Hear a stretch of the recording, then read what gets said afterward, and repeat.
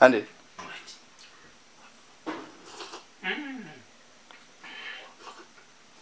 Ndiga mai ngenda right. Saka iya yeni. Hayi bakithi uyanchisa kathi ke. Hawu, wapakanga. Awuchisiki. Awuchisiki. Kathi lenzani shu? Uyachisika ni kuchisika ngo.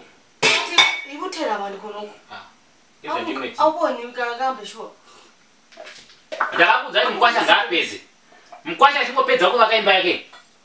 Ndoto uya ine mukadzi wangu togara pani. Andagare mumba nemkwasha ke. Lina simelele lina phela. Simelele lina. Lina ndakamuti. Kumelele simelele lina ukuthi lina tilobole kumaqala. Wena. Lina ndakagara natomudza kuti lina wakandira matiri kuchikoro. Iko zvino lina ngaasatomboуya kana ka1. Ukhuluma ngani kati vele mina ngithi simelele wena ukuthi wena ulobole kumaqala. Makana ndakama akandilamba kudhara. Ndikama wakamaqana tora nemurume. Yimi. Kambe sure. Ungathi mina uthe mina ngiqale ngiqedwe indlu mina ngimelele wena. Pedza imba yenkwasha ione murume wako mubuda munhu. Mabuda, muenda uku. Indoya pana ndogara pana. Pamba kwasha wangu pano wata anda akabvisa mamba karoora akapedza.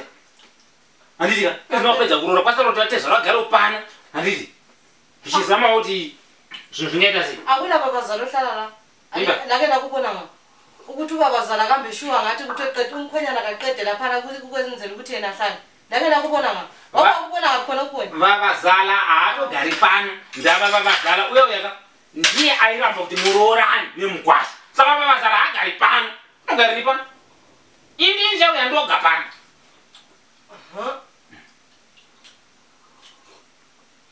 Kunzima. Kunzima. Kunzima sibili. Kunzima ndiye akazwa kembe. Kunzima. Wena. Akula into enjalo ngoba awungeke unjela ukuthi yena umkhwenyana kaqayeni ukuqedisa indlu ukuze ukwenzela ukuthi wena uhlale la. Awukwakubona ngaphi into enjalo? Awukwakubona ngaphi? Kambe indlu zigcwele kangaka. Khangela ukusichitha izinto zonke lezi kudla abantu kade kuvele khona kathi udla njani? Udla nemromo wakho yini? Khangela. Udla nemromo wakho yini? Khangela ukudla okuphambi kwakho. Usuthi vele kathi. Chakakosha chino chese chinopinda mudumbu. Chinobuda. Usuthi vele wena. Kusuthi. Waundijera wamona ndisuteni. Wamona ndisuteni. Sisembonile vele wena usuthi. Konke andisuthi uri right baba. Uhleze emkhwanyaneni konke uyadla konke sokukugombolozela.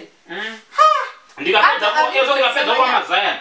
Ndorwa tu ndopinda kuchingwa ndopedza kuchingwa amanyala lawa ngamanyala lawa phela ngamanyala lawa manyala ndiye manyala ngasa uyeka ndichidla usapa zvinhu zvangu manyala wako zvokuti indichidla uda undipira manyala zvinhu zvako ndapambira zvinhu zvamanyala ere kunzima sibili kunzima kambe shona umuntu eza ukuthi kuthiwe mfuna ukuhlala lapha yena ekwazi ukuthi abe sekuthanisa ukudla so phambi kwakhe hayi umntwana wami usimbe phana andonondazemba ukona pani imba yakho andonondazemba okunye kumele ukuthelela inhlona akuhlale phansi lapho uchube njengomkhwenyana uhlale phansi njengoba phansi mani ndigare phansi iwe mbana mkwasha ndonga ndigere phansi nimba mkwasha ndongara pasofa kusemkhwenyaneni la ndongara pasofa noti panzeni ndigare panzeni panzeni umkhwenyana ngabuya manje uza kuthini kona mkwasha achingopinda muno ndogara pasi iye ndiye akatoradza ziyangwini mukwasha ndiye unogara pasi masofa ari akatenga selibusa phela nini selizobusa la uthi ukuthi lina bangavele bengotshe khona bona ngosi uzanthatha wena kuthatha bani mina uzanthatha ke wena uyazothathana ngokuthatha kwakho lokhu kumkhwenyana lokhu uyakuthatha mthatha weni kuthi uthi wena ngosi uzanthatha ke ngoba awungeke ukuthi yena umkhwenyana kumele abe nguye ohlala phansi sumnika umthatha emzini wakhe okwakubona khona umkhwenyana achuya pana umuze ukuthi aende kwa doctor nakamanyana aende kwa doctor anone udokotela umdokotela afuna umdokotela umkhwenyana uyabona umkhwenyana afuna ukukwenywa lo umkhwenyana ukwenyile umkhwenyana wakho lo Kambe shuwa ngabuya lapha shuwa lwami ubaba abantu bakamlimi. Uyakuthini? Ngithi. Ethola izinto zinje lokudla kunje so wathi uyathi kuseKhenani. Ngithi mina ukuthi kwami ngithi ukwanyile mkhwenyana yini? Ndaba siyafuna umkwenyile yini umkwenyana wakho hayi bantu bakamlimu ladla imali bantu bakamlimu so kwenye kade uhlezi khona hey vala umgaka lo wasifuna umgaka wakho kufaka imigaqo hayi bantu hayi kanti kutheni kutheni kwani hey letiye sadinyeki khona sengize ngikhanyo wamwilom ufuna ukumwilom tambuko uvunza TV vele sokuhle kwamphambanisa ngoba khangela ukudla konke kumbuthanele ezona bafonela sabhuku ndiba ukuthi abatara akula sabhuku la akula sobhuku lapho uzambona edorobheni lapho okwabona sobhuku nga akula sabhuku lapho okwambona ngapho bathi phela vele nathi sabhuku ukona ka vele mina ngithi sabhuku ukona lapha so lekukhule ufuna ukudla kamuhle kwa le ngiyatshaya katesi le ufuna ukuyitshaya katesi akula ncinga ncinga umcingini ufuna ukuyicingila laphana nenda awusuthi ngiyakubona ngiyasutele wena awusuthi asikusuta kunasuthi kunomanyisirwa muntu suze wayethula lamapopa angavuthwanga ngalo ukuthi uqhobe ane swamunywa mapopa unese swamunywa wachika kule usathu sothi kule uchidlilana utshukule kule kana zvane yende zona uchekera atiniki sihlala kahle yakhona leyi wambona zethu silempande wambona zethu ma uyanza machi mananga amatanga awusile ntanga wocheka mapopa kuwesa mbhodo sozeta mananga pali bhodo yeba usabhodo bastova usule mpande she mntama hayi unempande impande zakho zigqilile impande andinayo enzungu kumusha ukungayipedza impande zakho zigqilile kodwa kunye kumele ukuthelele inhloni lawe wethu ndona ukuthi mathi mntandiza TV hayi ndona wona TV kumba so TV leyi kuyini wena awuboni ukuthi anje TV lento nomona uchikolo ere nyamati TV wona ubona ukuthi kuyini kono hani mati novugwa kwakutosvika moto ndudza kuti DVD unonga utenga DVD nemakebha yazo kunye ubhare so TV leyo wena panokuona DVD nemakebha kanti into ethiwa yi-laptop awuyazi wena vele into ethiwa yi-laptop awuyazi laptop inoendeswa kumusha wena ndula kuona bhora kumusha monditengera chiya chichonzi chikoda chinoiswa chizenge chepanji chipi chacho chichonzi chidishi kwati chidishi chiya mondiisira chidecoder chidecoder I need my decoder to connect that decoder to appreciate yazi mntama yazi nxa bengabazali shuwa bangakufundisanga shuwa hayi baphazamisa karedo kangakuthi ayisola decoder oyikhuluma yena leyo to satellite dish ayisiyo icho yini ndiyo ka satellite dish ndola ukuthi muconnect satellite dish apa iyo yini palengitopa akusuzuvuma lawe khona ngimola ukuthi muse palengitopa okwabona satellite dish iconnect khona lapho ndola ukuthi muyirovereswa makaita TV yenyu ngai moroverera lengitopa iyi baba kumaziro mobvisa ichi ndola kuti mubvisa ichi aichandigona kuzochishandisa ichi chimabhatani ichi ungukipe loko sikusenga unongwesala nako loko yasala nako mina ngifuna iTV kuphela leyi incane leyi ngiyabona ngi-one eye ngayenza so ngiyabona nge-one eye lapha netsholotsho yangibona ukuthi kathongo yesele TV iTV yakumadziro ande futhi nikisi nikisi ndine TV batheni nikisi anditoti kumuona because nikisi unongona kuti siyawatondiphisira TV lokho sekuyikubharo obudlulisa amalawulo lokho kubharo obudlulisa amalawulo ama-TV ilawa malawulo ndinawo zokuthi kungouya kumusha ukuthi okubatira wene malawulo yayo hapana kana problem anditone imba mwana wame wangu tione kuti mavakira makaita hayi vakithi sambeni ndikusambeni asaze ngisukume mina lapha mina disturb ukuguzami ngayo masuku sikhala akuchume la umkhwenyana athole kuthi hayi wasambe umkhwenyana yayo uzothi kwenya ngapha thina sambeni kubona yini tatiti siyanathi lempeli futhi nikisi bantu bakamndini tatati sikoma semali ngifuna $6 funa sufuna hayi ngicela uhambe sambeni sokwani hayi akula nkinga ingkhona manje katholeyo kingaphi indlu vele indlu yani wena uzayakha nini hayi uzayakha nini kubakanani ufuna ukuyabona okwaya kwa ngomunye feka amapusha awo nayi bakithi feka amapusha hayi hayi uyanyathela manyaterani ndamboyena manyaterani iwe chandijairira ndini first born under roof hayi ngicela uhambe please hamba nini nawe yazi inkinga nje inkinga hayi vele wena inkinga yani inkinga ndiyani ulenkinga uyazi ukuthi inkinga yakho ikhanya ngokukhayela kathesi wena unathele enkomishini yethambo mina nginathele inkomishini ina ndisinda karore gwere kwakarore hayi bakithi izvitina izvi zvofanda kumusha straight vana vakachigusha mucheko wena hey atokokuza hey visa machira papa jura romkwasha vauze ngabvise handina basa nomuvakidzana handina basa nomuvakidzana ngicela hayi ungayenzi hey wena uzangiqotshisa lapha wena okusala phela hayi bantu bakamdini akuchizi into lezo akuchingo leza zomanga abantu ngabvise kathi ke suda kuona machira papa jura romkwasha tindenda manager pana hawu bantu jeshe hayi hamba visa jeshe ngicela uyeni bora inanda naroyi uyazishua batutapa sifungele kumntana wakho ibhora ndaleli uyazi uyehluleka uyehluleka lokuthengela umntana wakho ibhora sifuna ukuzothatha ukuqula yonke into elapha ekhaya hayibo makambozani makazithenga hayi bantu bakamlima asithengelanga wena uyazi angazi ukuthi ngithini sure angazi ukuthi ngenze njani wena ungehle ukuthenga ibhora liyimalini eChina shop ndakangobina manyana shop hayi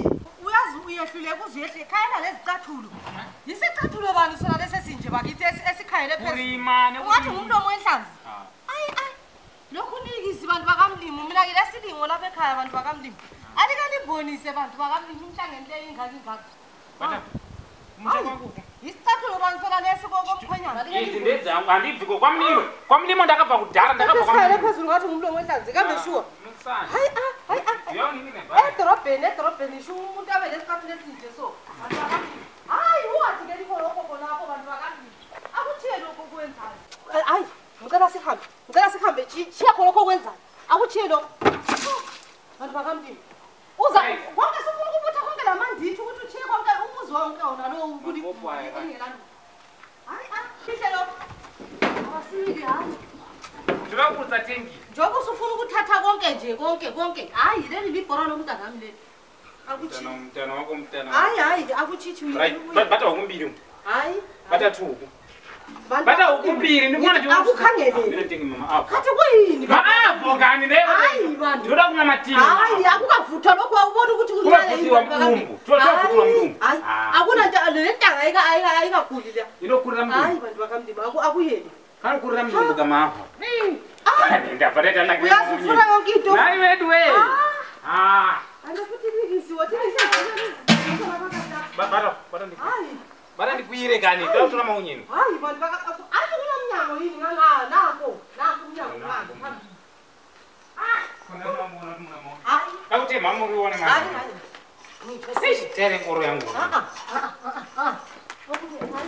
mkwasha unofuna kuwana tate mama urione akutoyini akudlulele phambili saka chandichati wondo changu ndichipini hayi akuna nto yakho lapha vele kusemkhonyaneni hayi akudlili hayi bo bakithi akuyekeke papi ndaya ndisina makomana chiya bo bani hayi akuna kabasalo nje bantu bakamlimo yenzeni bantu hayi ungalongami lowo bantu bakamlimo kanti ke nawe hawu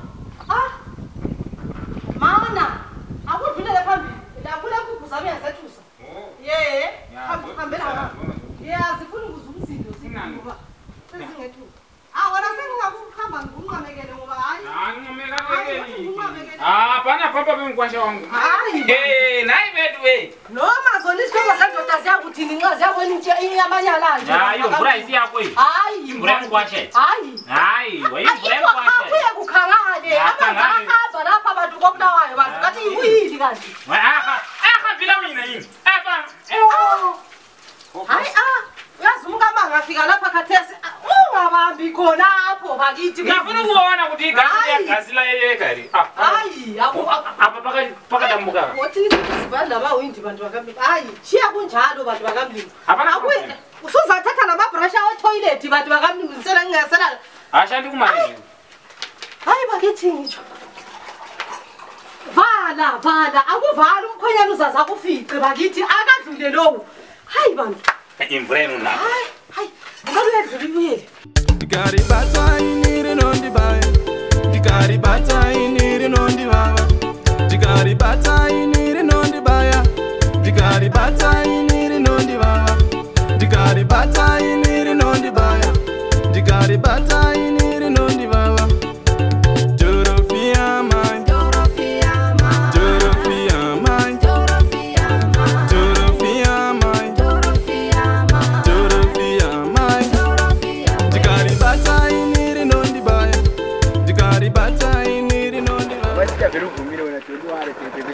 ngakupromise mna athi sisonga. Quando eu fui na não foi lá. Ah, eu comprei no coto a dai. Ai, baby. Ah, foi china. Beba ula joyi. Ko sama ji mo ta sai shi ne ka aba ka keta ko ku pina na gate sai. Baby ko khona. Kasenza njani? Ayewa kana shemu yo. Baby isilami yazama nje no show appreciation. Ayewa. Haya, baby. Dai yo cha uri yo shwa ne wala. Ayewa kana. Ah, no. Musandidare mali. Iko kukhona shemu. No show appreciation. Ah, phakathi impilo ethandayo nje ngawuphila ngani?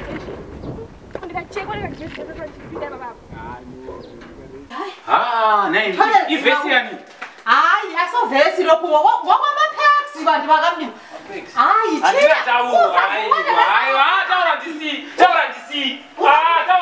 usazubona nasanga phakathi ngokwabantwana lokho akuchiye lapho kathi ke lawo.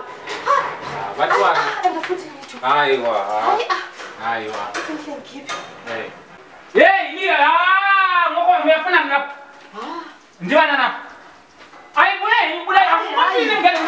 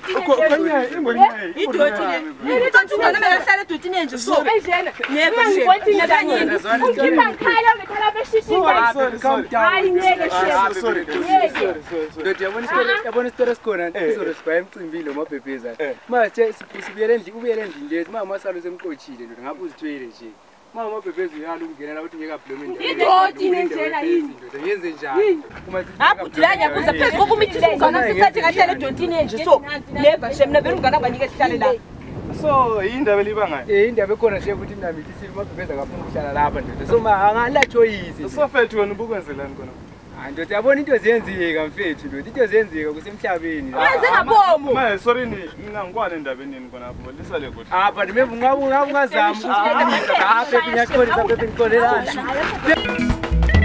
udala jujuju wekugawa kumathetha